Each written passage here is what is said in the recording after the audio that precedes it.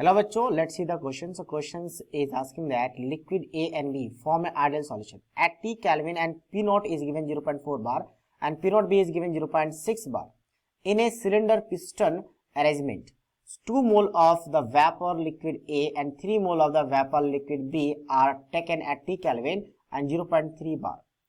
If the vapor are compressed slowly and isothermally, then at what pressure the first drop of liquid will appear.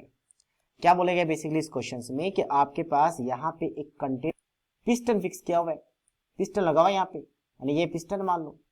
तो इस piston को हम धीरे धीरे slowly क्या कर रहे हैं, इसको कंप्रेस करने की कोशिश कर रहे हैं।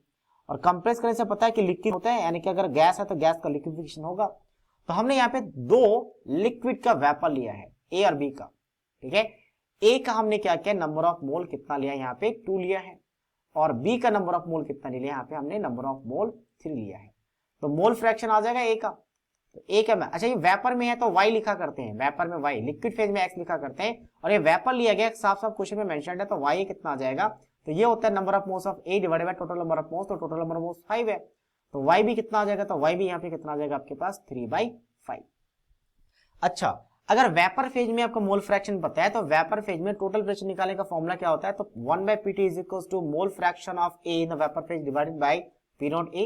P नॉट ए क्या होता है आपका pressure in the pure form, pure form में जब होता है तो उसका वेपर प्रेशर। तो ये y भी divided by P not be, ये फॉर्मूला होता है, हमें टोटल प्रेशर निकालना है। y हमने देखा 2/5 डिवाइडेड बाय ये कितना आपके पास 0.4 प्लस ये कितना देखा 3/5 डिवाइडेड बाय 0.6, 1/5 को कॉमन ले लो तो 2/0.2 है तो कितना बचेगा 1/0.2, और 3/0.6 से डिवाइड करेंगे तो 1/0.2। तो यहाँ पे अगर एडिशन करेंगे तो कितना बचेगा आपके पास, ये बचेगा 0.1, तो ये बन गया 1/0.5। तो टोटल प्रेशर आ चुका है, टोटल प्रेशर कितना आपके पास 0.5।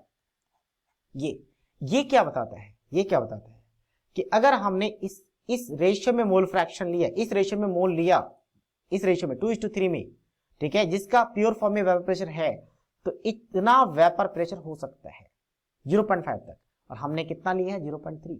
तो प्रेशर जब बढ़ाएंगे तो पहले 0.3 में सिर्फ और सिर्फ वेपर में रहेगा। लीच चैटर प्रिंसिपल के हिसाब से लिक्विड और वेपर जब आप इक्विलिब्रियम पे है, तो जब वेपर इंक्रीज करेगा वेपर प्रेशर तो वो बैकवर्ड जाता है, लिक्विड बनाता है, लेकिन इसका मैक्सिमम मतलब इतना वेपर प्रेशर मैक्सिमम हो सकता है यहाँ पे 0.5। अभी हमने 0.3 से स्टार्ट किया है तो वेपर नहीं, लिक्विड नहीं बनेगा, क्योंकि इक्विलिब्रियम पे इसका वेपर प्रेशर कितना होना चाहिए 0.5 होना चाहिए, बट 0.5 से कम है, हमने 0.3 लिया है तो उस टाइम कोई लिक्विड नहीं रहेगा। लेकिन जैसे से प्रेशर इंक्रीज करेंगे 0.5 जैसे ही पहुंचेगा आपका पहला ड्रॉप लिक्विड का बनना स्टार्ट हो जाएगा, क्योंकि जैसे हम प्रेशर बढ़ाएंगे तो इसका max to max vapour pressure 0.5 है, मतलब इससे ज्यादा नहीं होगा। तो प्रेशर जब बढ़ाएंगे तो ये जब प्रेशर बढ़ेगा तो वो धीरे धीरे लिक्विड में कन्वर्ट होना स्टार्ट हो जाएगा। तो पहला ड्रॉप किस पे बनेगा 0.5 पे, जो आपके पास मैक्सिमम वेपर प्रेशर हो सकता है। That means option b is the right answer of this question. So I hope you understood it well. All the best.